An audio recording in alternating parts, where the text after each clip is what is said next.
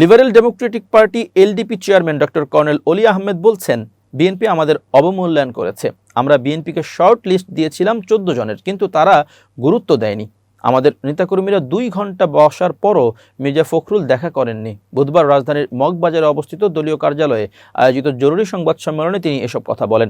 বর্ষিয়ানী রাজনীতিক আরও বলেন, এলডিপিকে বাঁচাতে তারা অন্তত আমাদের শর্ট লিস্টকে বিবেচনা নিতে পারত। আমরা তো বলিনি শর্ট লিস্টের সবাইকে দিতে হবে। এজন্য আমরা সিদ্ধান্ত নিয়েছি এককভাবে সংসদ নির্বাচন করব। অন্যদিকে ত্রয়োদশ জাতীয় সংসদ নির্বাচনের ভোট গ্রহণের সময় যতই কাছে আসছে, ততই রাজনৈতিক ও নির্বাচনী সমীকরণগুলো স্পষ্ট হচ্ছে।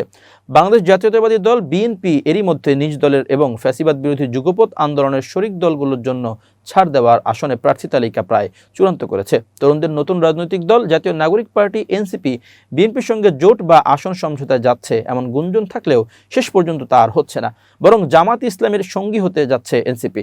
দুই দলের শীর্ষ নেতাদের একাধিক বৈঠক, নীতিগতভাবে এই সিদ্ধান্ত প্রায় চূড়ান্ত। এনসিপির দায়িত্বশীল একাধিক নেতা কালবেলাকে বিষয়টি নিশ্চিত করেছেন।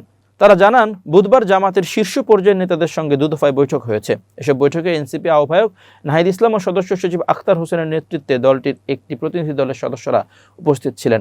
সভাগুলো থেকে জোটের বিষয়ে আলোচনা হলেও তা এড়িয়ে শুধু আসন সমঝোতার বিষয়টিতে নীতিগতভাবে একমত হয়েছেন 2 দলের নেতারা।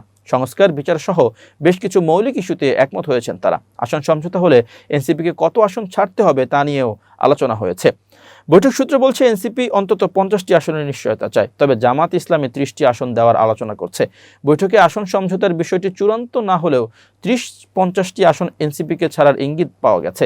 একই সঙ্গে এসব আসনে এনসিপির বর্তমান জোটসঙ্গী আমার বাংলাদেশ পার্টি, এবি পার্টি এবং রাষ্ট্র সংস্কার আন্দোলনও থাকতে পারে বলে জানা গেছে। এনসিপির সংশ্লিষ্ট এক নেতা কালবেলাকে বলেন, এনসিপি বিভিন্ন কৌশলে আগাচ্ছে। খুব দ্রুত জোট বা আসন সমঝোতার বিষয়টি চূড়ান্ত হবে এবং আনুষ্ঠানিক ঘোষণা আসবে। তিনি জানান, বিএনপির সঙ্গে আসন সমঝোতায় বেশি আগ্রহী ছিলেন এনসিপির অনেক নেতা, তবে বিভিন্ন সমীকরণ শেষে সেই সুযোগ আর নেই, কেননা বিএনপি এনসিপির শীর্ষ সব নেতার আসনেই প্রার্থী ঘোষণা করেছে। আপাতত আর কোনো আলোচনাও নেই দলটির সঙ্গে। সর্বশেষ জামাত ইসলামের সঙ্গেই নির্বাচনী ঐক্যে পৌঁছেছে এনসিপি। জামাত 30 থেকে 50টি আসন ছাড়তে পারে। এনসিপির শীর্ষ পর্যায়ের নেতারাও এতে একমত হয়েছেন। শেষ পর্যন্ত এটি চূড়ান্ত হলে এনসিপির ঘোষিত প্রার্থী তালিকা থেকে শীর্ষ নেতাদের 2-1 জনের আসনেরও রদবদল হতে পারে। কেউ কেউ ঢাকার আসন ছেড়ে নিজ এলাকায়ও নির্বাচন করতে পারেন।